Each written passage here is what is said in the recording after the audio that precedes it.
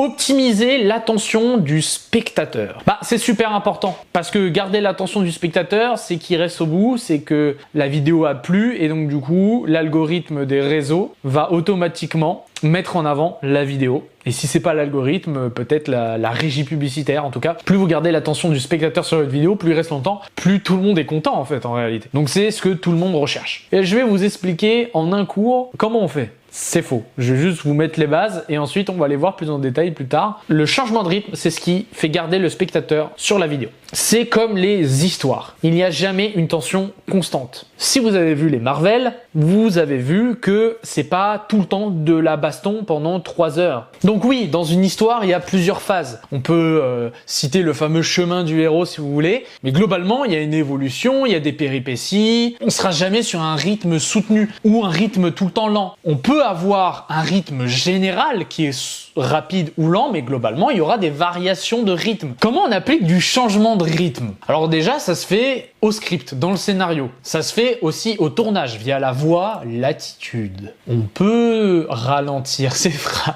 Alors là, ça n'a pas de sens. On peut avoir une voix plus ou moins enjoyée. Ouais, je sais pas, vous avez compris. Joyeuse, quoi. Mais ça se fait aussi au montage, via le son, les musiques, les bruitages. En réalité, beaucoup passent par là. Les zooms, super important pour changer le rythme. On peut avoir des zooms rapides, des zooms lents, etc. Les illustrations, la fréquence des illustrations, la fréquence des textes à l'écran qui en apparaît. S'il en apparaît un toutes les 30 secondes, voire 5 minutes, ou un toutes les secondes, via des sous-titres. Je vous montrerai aussi dans la partie dérush aussi que c'est possible aussi de le faire au dérush tout simplement via des cuts plus ou moins rapides ou plus ou moins lents. Donc on change le rythme de plein de façons différentes et c'est important de à peu près maîtriser toutes ces façons-là. Maintenant, est-ce qu'il faut un rythme lent ou un rythme rapide? En général, évidemment. En fait, avoir un rythme rapide est conseillé de nos jours. Mais ça peut être dangereux à la fois. On le sait tous, ou en tout cas de plus en plus, on a un temps d'attention qui diminue de plus en plus. Les vidéos courtes qui prennent de plus en plus de place via TikTok, Instagram, etc. en est la preuve. On n'a plus le temps pour des vidéos longues. En réalité, c'est bien plus complexe que ça, parce qu'il y a toujours la place pour les vidéos longues, pour les films, etc.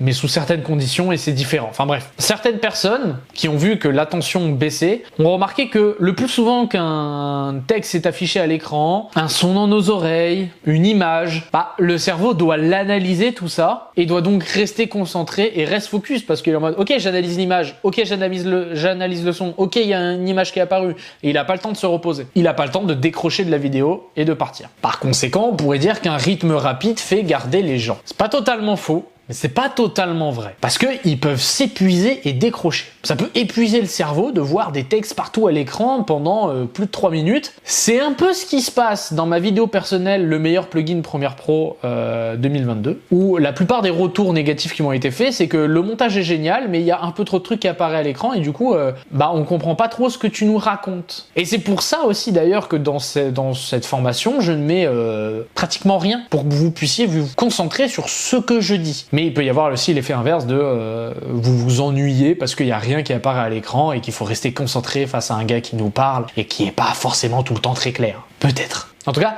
pour certains montages dynamiques YouTube, on peut limite avoir l'impression de regarder une vidéo en accéléré. Et à un certain seuil d'accéléré, le cerveau il décroche. Il a trop de choses. Le cerveau il dit ça va trop vite pour moi, je m'en vais. Donc il faut bien gérer le tempo, la vitesse si vous préférez de notre vidéo. Il faut pas que ça soit trop rapide, il faut pas que ça soit trop lent, au risque d'ennuyer ou de faire décrocher le spectateur. Par exemple, moi, on peut me dire que parfois, je mets trop de montage, ce qui fait décrocher les gens. Et à partir du moment où j'ai mis moins de montage sur ma chaîne YouTube, mais tout en gardant une vitesse correcte et une explication claire, mes spectateurs étaient contents.